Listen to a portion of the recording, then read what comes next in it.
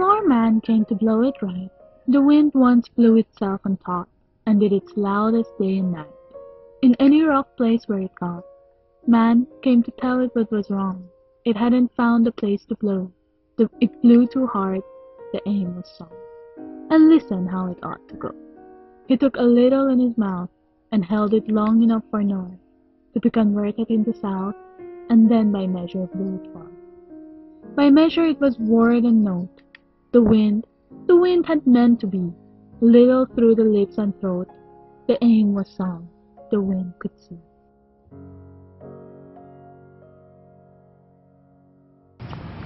The Aimless Song was a poem written by Robert Frost, and it was written to theorize the way poetry evolved from a powerful and structured entity to a very controlled and measured song.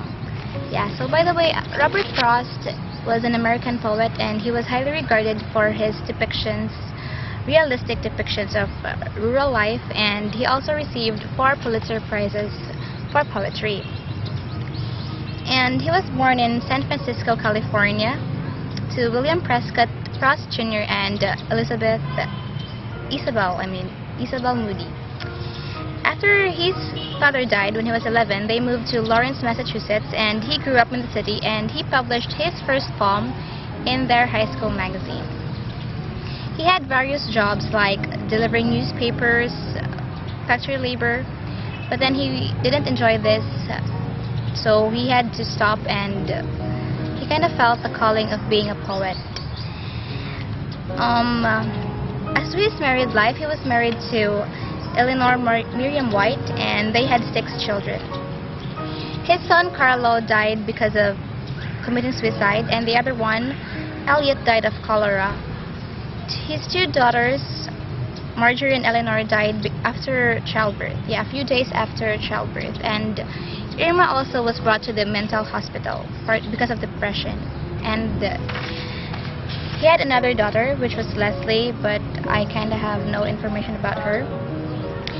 When Robert Frost was 86, he was called to speak and perform a reading of his poetry. When John F. Kennedy was inaugurated on last January 20, 1961. 2 years after that, he died because of complications in his prostate surgery. He was buried at the old Bennington Cemetery in Bennington, Vermont, and he had his epitaph read, "I had a lover's quarrel with the world." In the poem The Aimless Song, Robert Frost focused on the man and the wind. This poem can be looked at in 2 different ways. The reader can interpret it as 1, man versus the wind, and then 2, man and the wind. Now first let's talk about man versus the wind. In this sense, metaphorically, the man represents all mankind, and the wind represents freedom issues of our present-day society. This poem talks about controlling mankind, if looked at in this way. The reader can see that the wind was free in the beginning of time, and really man had no business to come and take over. Pretty much man turned something that was not even his own into something that he thought it should be. These men in the poem don't want the wind to be too loud or too out of control, because to them this is not the right way. This poem, if read in this sense, is a slap in the face to people who think they are better and higher than others, because it shows that when they try to change things, all they're doing is taking out the original aim of this thing. By changing what is not theirs, when it's not theirs to change, they take out the original beauty, and therefore they take out the song. Now, if looked at in the interpretation of man and the wind, we have a more literal interpretation of the poem. In this point of view, the man takes the wind and guides it to achieve its goal, which is the song. Metaphorically, this could describe a relationship between a parent and a child, or a mentor and or the government entity. The Aimless Song was written in iambic tetrameter or quatrain with alternating rhymes. Each stanza has different rhyme schemes like AB, CD, EF, or even GH. There are 4 stanzas in this poem. Each stanza has 4 lines, and each line has 8 syllables, or let's say 4 iambic tetrameter. And Robert Frost used iambic tetrameter with masculine end rhymes creating a regular rhythm just like music.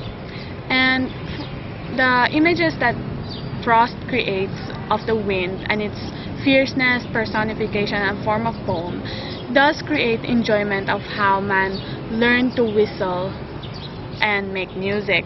And the poem is a myth of how man also learned from the wind how to make music. Nira?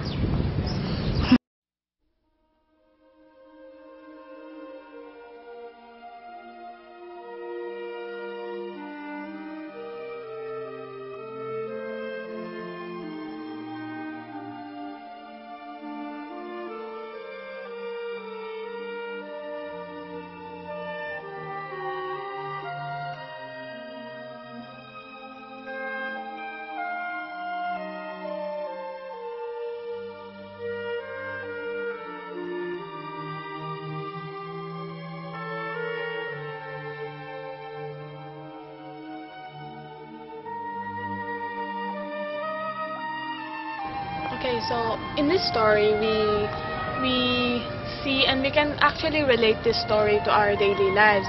Why? Because it can be related to to those cases that the young couples who are engaged in the concept of love, and those who go through pregnancies, unwanted pregnancy. And as we go along this video and as we read along the story and as how we interpret the story, we will find out the true meaning of it. Ernest Hemingway was born on July 21, 1899, and he was an American author and a journalist. He was raised in Oak Park, Illinois, and when he was 17, he worked for a newspaper stop in Kansas City, and the newspaper was titled the Kansas City Star. He joined a volunteer ambulance unit army for the Italian army, and then when he was there during this was around World War I, and he was seriously wounded. And when he came back to Illinois. His wartime experience, because of this, he wrote a farewell to arms. Yeah, and he had 4 wives. He had Hadley Richardson, the second was Pauline Paper, the third one was Martha Gilhorn, and they separated because he met his 4th wife, who is Mary Welch. Yes, and he had this publication, The Old Man and the Sea, and after he published that, he went to Safari to Africa, where he almost died because of a plane crash, and this left him in pain or in ill health for much of the rest of his life. And in 1959, he moved to Cuba, and there he committed suicide in the summer of 1961. So he died actually July 2, 1961. To summarize The Hills Like White Elephants, the story is set at a train station. The story focuses on a man and his wife who are discussing something seemingly important. Ernest Hemingway continues the story with the talking of the couple. And at this point, when they start the actual discussion, it's quite obvious that they're fighting over something. This tense discussion continues throughout the story and finally ends with a subtle decision of their dilemma when the train arrives at the station. The main theme of The Hills Like White Elephants centers on a problematic marriage that has become overwhelmed with the pregnancy of the wife. Ernest Hemingway fashioned his story in a way that the reader can see that the husband and wife were talking, but neither of them were really listening or understanding each other's points. One can see the tension as the drinking comes into the story as well, as a sort of way of avoiding each other. Though the actual point where the reader begins to notice the problem of the two is at the very beginning, when the wife puts into focus the hills, which she says resembles white elephants. It points out the possibility of them having an abortion, and the hills, therefore, symbolize the baby. She describes the baby as a white elephant, which comes from the euphemism of the elephant in the room, which represents something that nobody wants. Throughout the story, Ernest Hemingway's characters talk about this, though careful not to mention the baby directly, because I think neither wanted to discuss this problem. It ends though before arriving at the train. before the train arrives, with the wife saying that the hills where the baby is not exactly a white elephant, but is actually quite lovely. There are so many literary techniques that is used in the story of the hills like white elephants. Like for example, symbolism. Symbolism is in a white elephant symbolizes something no one wants to have. This is where the hills metaphorically symbolizes the unborn baby. Another thing that could be considered as a technique would be the setting of the story. A train station, the overlooking of the Ebro River, somewhere between Barcelona, Spain, or even the Madrid, Spain. These are all the settings that are mentioned in the story. And one way of understanding the setting of the story is to make connection that the White Hills are supposed to represent the pregnancy. Another thing is the narration of the story of the hills like white elephant. You see, let's say who is the narrator?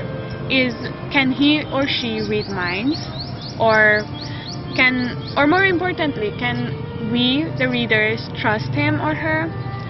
You see, this story is written in a third person. The third person narrator takes the fly on the wall technique to extremes in hills like white elephants. We can both see the journalist and the storyteller in the Hemingway's working together to construct the story. The journalist side doesn't tell us what the characters are thinking, despite of what the characters are thinking, but it tells us what they see, what they say, or what they even do. It also provides a bare minimum of context: the scenery, which is also the setting, the weather, which is set that it's very hot, and even the train schedules. In fact, that the story is told in the past tense means the narrator is putting it together after the fact from memory, so to speak, and rendering it in symbolic terms using simile or metaphor.